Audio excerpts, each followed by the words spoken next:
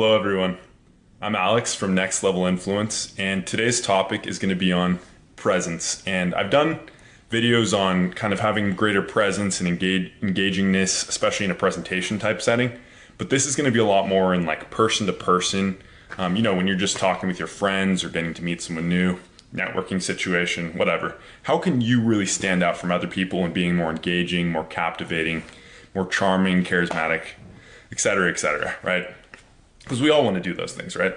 So these are some things that I've found in my own life, just watching people who are charismatic and very persuasive and engaging in person, like what I've noticed that they've done well.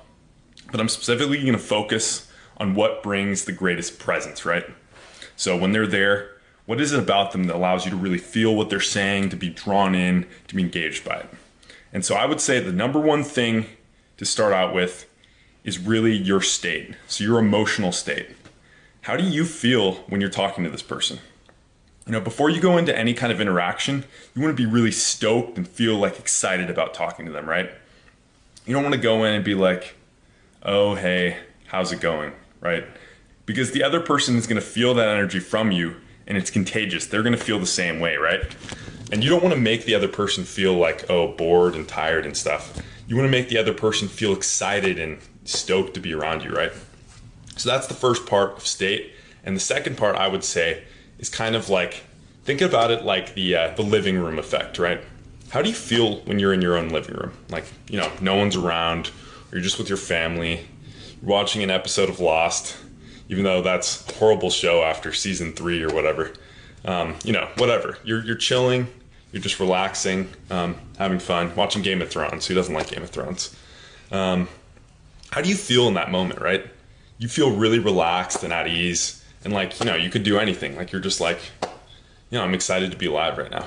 That's the kind of the way that you want to feel all the time when you're talking to someone. Make sure you're in kind of that living room effect type, just relaxed feeling where you're at ease. Because other people, along with being excited, other people are going to feel relaxed and at ease as well. And people love both the feelings of being excited and the feelings of being relaxed, and you can do them together. Okay, so on to step 2, I think, in presence, which is your attention, okay? This is super important, and I'm gonna keep changing hands as my arms get tired. I was filming over there and putting it on, but I felt like this was more of an intimate video, so I really wanted to be able to talk to the camera and try to engage you guys as much as I'm talking about engaging other people. So second thing is focus and attention, right? So when I'm talking to you, if I was looking over here as I'm talking, you feel kind of off and weird because you're not even looking at the camera as you're talking, right? You're staring off from the space. You kind of feel like this person's on a different wavelength or something. Like they're not there to relate with you.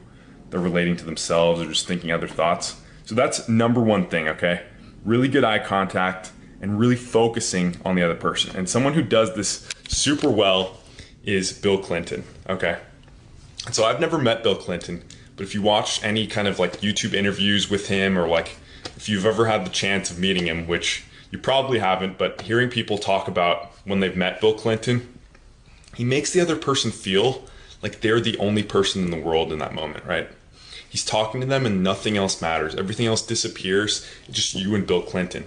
And how is he able to make the other person feel like that? Because he really listens, number one, but also when he's talking to you, he has that presence where it's just you and him. He's 1,000% focused on what you and him are talking about and nothing else, right? So that's something really powerful, but you don't have to be a former president of the United States to be able to do that, right? Anyone can talk to someone with that much focus, that much awareness, that much intention. And honestly, in today's day and age, with all the iPhones and being on Instagram, Snapchat, whatever, it's harder to be that focused on a conversation. So when you are the type of person who is 100% focused, people are really going to remember that and enjoy talking to you that much more. And so then, and I mentioned eye contact in there, and it's important, but I would say you should focus most on just giving the person your full attention, because when you do that, what are you going to be doing naturally? You're going to naturally be making a lot of eye contact, right? Okay, so then number 3, I would say, is intensity. Okay, and what do I mean by intensity? This is what I mean. When you're talking to someone, there's a way to be saying your words and not really mean them, right? You can just say words to say words, like, yeah, I went to the park today, right? And this is kind of related to the whole enthusiasm thing. But when you have intensity behind what you're saying, I take it as kind of like almost like authenticity, right? You're saying things because you really mean them and you really believe them. But the intensity part of it is in the way that it's delivered, right? If you were to say something that you really mean, it's like it's done with that intensity of like being authentic, right? It's like, man, I'm so excited right now because I just had this job interview and I think it went really well, right? If I said that to someone, you feel good about what I just said because I said it with this authenticity, but also it has this intensity behind it. Like I'm saying these words with energy and focus and belief because I'm stoked by them, right? And I want you as the listener to also be stoked by them. So that's one really big thing I would say. Another good example of intensity, at least in acting, is someone like Jack Nicholson, right? He's a very different kind of intensity than someone like Bill Clinton, who's much more genuine and friendly. You know, Jack Nicholson is more angry and intense and kind of dark, right? Especially in different movies. But still, nonetheless, that intensity is something that's key to someone who has a lot of presence, right? When they walk in the room, you can feel the intensity kind of like permeating off of them, right? Like when they're talking to you, you feel that intensity there. And I think that's something that's super important. Like once you're able to develop that more and work on it, it makes a big difference in your ability to be present and kind of show this presence in conversations, which people are really drawn to and engaged by. And I would say there's a couple things that you can do to try to build up your intensity more. Number one is just focusing on your voice itself. In tonality is having finality at the end of your sentences, right? So as opposed to upspeak, where you're saying things like a question. Really? Why? You know, I mean, that's a huge exaggeration, but you know, that kind of thing. When you're saying things with finality, it gives other people confidence and conviction that you really mean the things that you say, right? And number two is being able to project your voice, right? A big part of presence. I mean, you could argue that someone like Don Corleone, like you're the Godfather, you can talk really softly.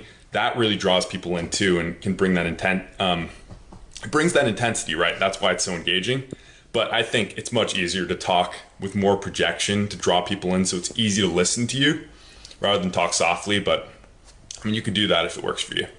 But I would say, if we're talking about vocal projection, is really breathing into your diaphragm and using deep breaths and like almost think of like whatever that thing's called when you pump up a fire, and whatever it is. Oh, the bellows, right?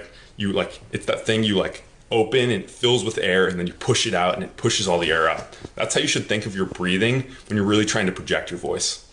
And so number one, vocal tonality. Number two, vocal projection. Both help your intensity. And number three, well, and 2.5 is really what I said before about attention and state, because if you have both those, it really helps your intensity. But the other number three, I would say, is kind of drama and pausing as you're talking, right? If you really feel passionate about what you're saying and stoked about it, and really mean the words that you're saying, other people are going to get drawn into it. And something that you can do to emphasize that drama and kind of what you're saying and making it super engaging is really pausing as you're talking, right? I know for myself, I'm not like a big pauser as I talk. I tend to talk really fast.